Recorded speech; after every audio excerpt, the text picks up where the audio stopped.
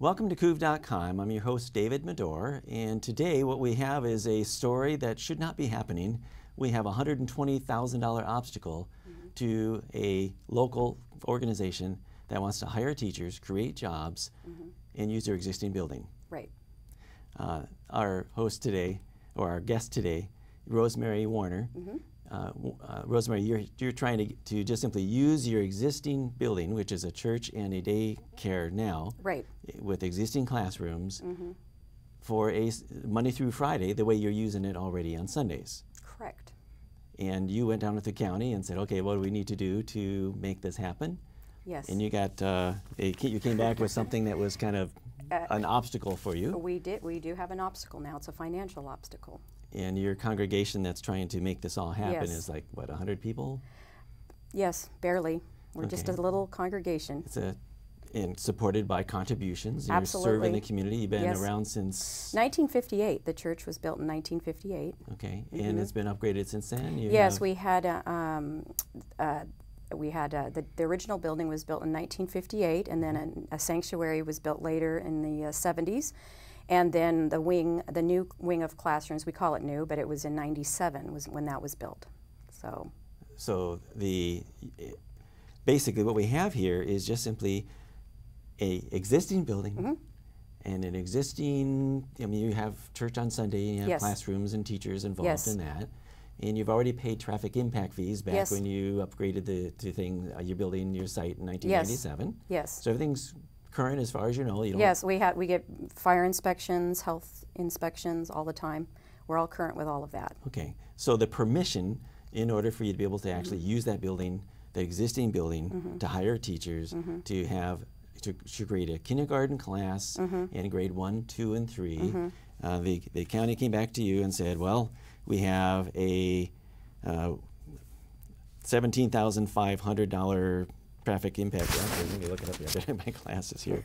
$17,500 for traffic impact fees. And that would be just for kindergarten. Oh, okay. And another $52,500. Right. It's about $1,000 per student. Okay. Frontage improvements, they want you to be able to do some construction, $17,000. And then the site plan review process, the different They costs. want about $11,000 to talk to you, to be able to just they have traffic studies, $3,000. Plus. They want you to hire a civil engineer for $11,000. Permit, $3,000. And it goes on. It basically totals to $119,496 for a permit to get permission from the county to use your existing building. Are you going to do it? Well, we're trying. We're going to move forward with the kindergarten, and we're going to be doing a Type 1 site review. We were able to get into that, which is a good thing because it doesn't take as long and is not as expensive as a Type 2. Okay. Now, when I first heard about that, my wife knows you, and she shared this with me. Yes. And so I called you, and I thought, well, there must be a misunderstanding. So I thought, let me find out what's really going on here. So rather than make some big public thing, you go down and at the commissioner meeting or something like that, I just simply said, here's a chance for the commissioners to be the hero.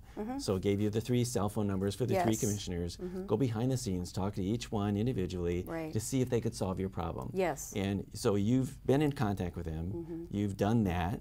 And now this is, what, a week or 2 later after that process. How did that pay off? What's the result from that? Well, I contacted 3 of them, and I heard back from 2, and I was able to, there was a meeting that was set up that I went to this past week. They tried to bring all of the players into the meeting to have a discussion, and it just didn't seem like anything really was improved because of that. We're sort of at the same place where we were when we went into the meeting. With a big book of codes like this. Okay. And this is why we have to do these things. And that code, that's basically, where's that come from? Who says? I asked that question. I said, how do we get the codes changed then? And they said the county commissioners are the ones who will change those codes. So the power to make it life easier, make life difficult, is within the domain, within the scope of the county commissioners. It sure sounded that way. So probably what the history of this is that we didn't used to have these kind of fees. We didn't used to have impact fees until sometime in the 1990s when growth used to be a problem. Too much growth, got to throttle it down. And yet, here when the patient is in the hospital, yes, when our economy is in a crisis mode without jobs, we have the same policies still saying growth is bad. We got to throttle it back, penalize them with these punishing fees. I would think this would be a really good idea for the current commissioners to say, hey, we get to play the hero now. Here's something tangibly we can do to remove these obstacles. And so far, that's not happening. This is an election year. You would think that this would be. I was hoping something would happen. Yeah, I was hoping. If it's not going to happen now, when is it going to happen? I don't know. Well, it's discouraging, that's for sure. And as far as you understand, this is not something that's just unique to your school. No. It's not something that this is an exceptional situation. This is what anybody in our county wants to be able to create jobs, to be able to get a permit, to be able to just simply use an existing building to hire people to serve the community. This is the kind of obstacles we're running into. Yes. Any church that would want to start a school in their existing building would go through this same process. And I would imagine if they found out that this was the case that they wouldn't do it. In fact, had we known early on, we probably would never have moved forward. But we already had 10 students and a teacher hired when we finally figured out when these obstacles came our way. I wonder how many of the other situations there are that we don't hear about. That people decide they're not going to do it because it's not worth it. I'm sure that that's the case. Or they do it not knowing that they haven't gotten through the proper channels and followed the codes. So you want to be able to proceed with your K grade 1, 2, and 3. Yes, absolutely. And yet this looks like the obstacle that's still remaining in front of you. What are you going to do?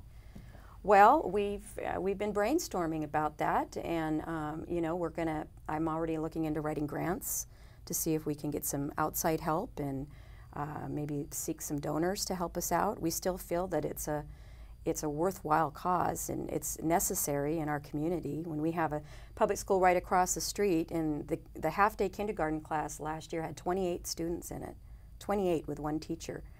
And we're going to limit the class sizes. We're only going to have 15 students to one teacher. So it's serving the community absolutely in a better way. Yes. Well, the argument against waiving these fees or reducing these fees or making these fees go to zero is that we're somehow passing the cost of this development or the cost of the county, these expenses, onto the taxpayer. But in reality, the county's not doing anything here. We're not building. You're just simply, you want permission to be able to use your existing building. Yes. In fact, in years past, we've had over 400 people at our church, with ministries taking place daily throughout the week, people coming and going all week long, VBS programs with 300 children for the entire week. We just had a program, day camp last month with over 100 people there every day, and there were no issues. Our facility is certainly capable of holding that many people, parking lots and buildings. So you're not trying to stretch anything? Absolutely not. In fact, no. You mentioned that if you're to use this as just simply call it, this is just more ministry that you do on Sunday, you're just doing it through Monday through Friday, that there's probably some technical way you could do that. Yes, I'm sure there is. But you're not trying to you want to be an upstanding citizen. Yes, we you do. want to be able to follow the law. The question is, what in the world is the law doing here?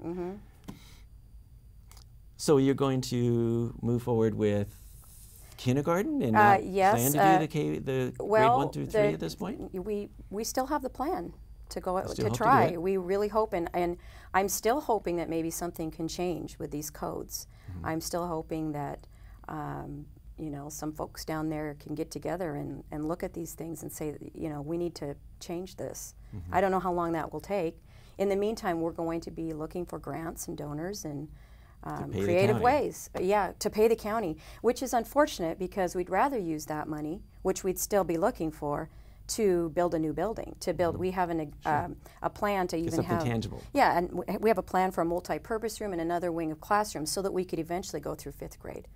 And so we saw that coming in a couple of years, but when you're having to spend $120,000 to give to the county up front, it's pretty tough with nothing tangible. Well, I can understand that here we're talking about fees, 57,000, 17,000 for traffic impact.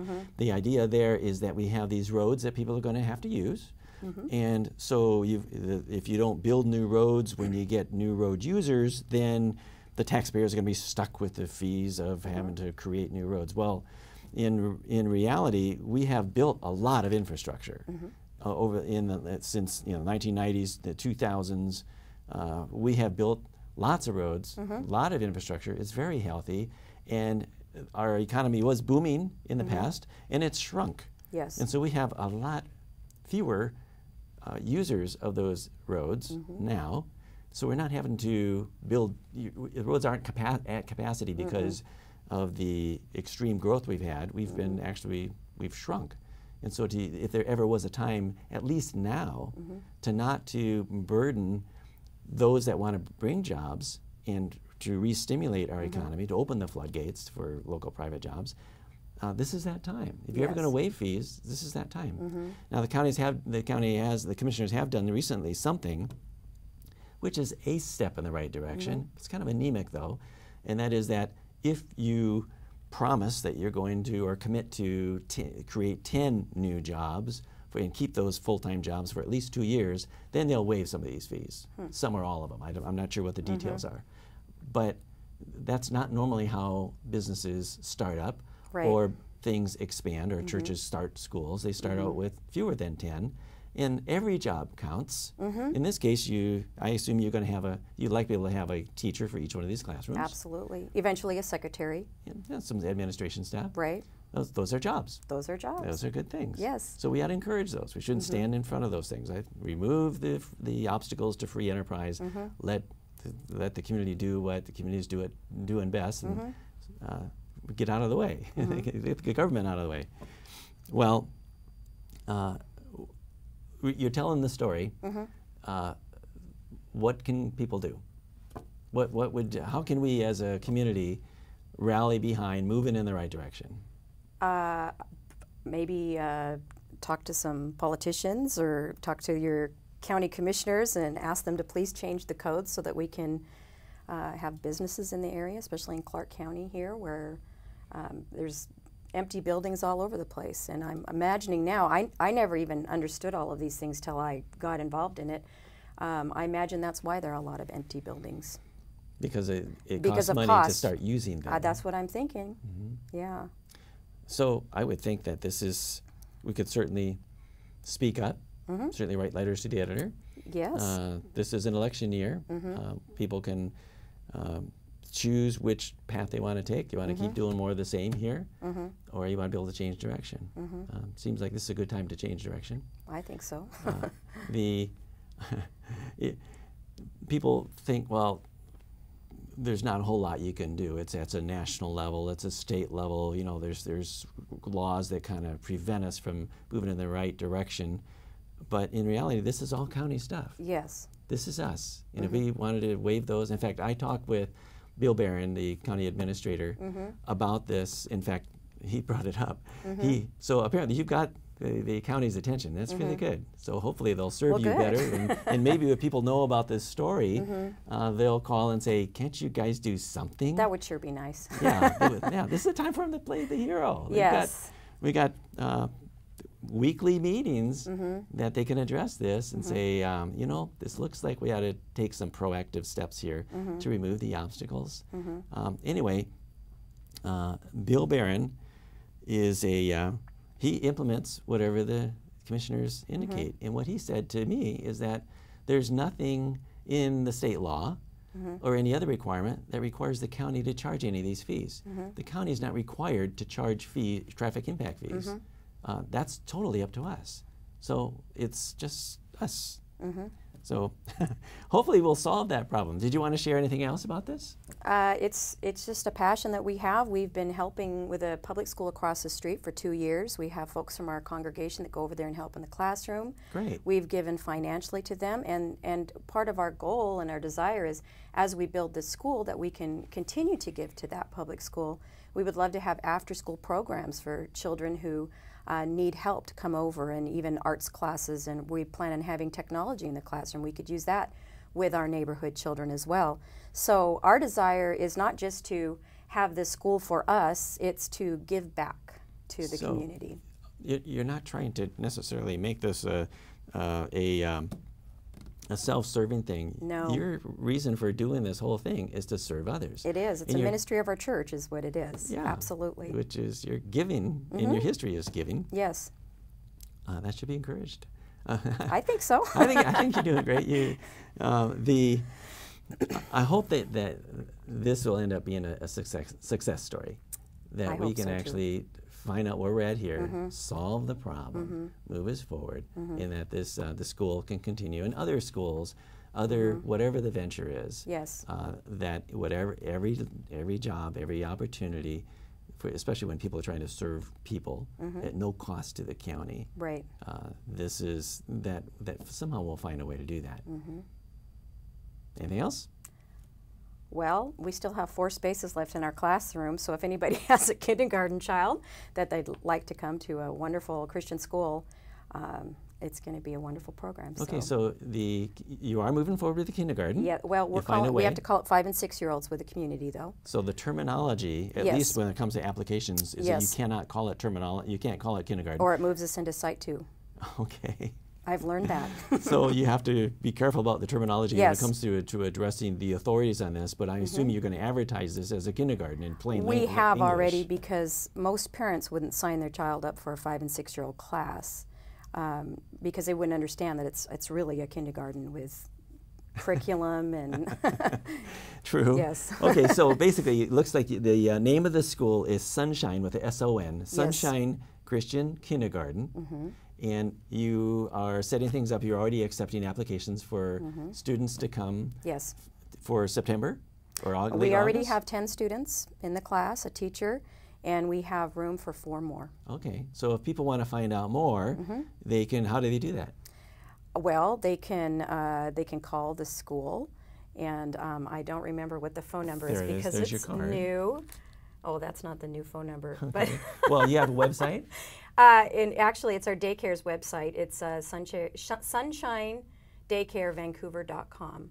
Okay. That has information about the school. And it's with an S-O-N? With an S-O-N, yes. And then also the daycare number is 360-573-7174. Okay.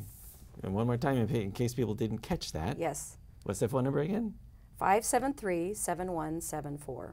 Okay, that's local. And you are in Hazeldale. Hazeldale. What's your address there? 11208 Northeast Hazeldale Avenue. Okay, so you're not in the city. This is a county thing. Yes. Okay, so hopefully this will end up being a success story. I love to be able to have a follow-up story of how this is the before, and then we get the after, and how things are able to move forward, and everybody wins. I hope there's a happy ending, or happy follow-up story. A happy outcome. Yes. Happy outcome. Yes, all definitely. Right. Well. Thank you very much, Rosemary. Well, thank you. Appreciate that. You bet. Okay, I guess that wraps it.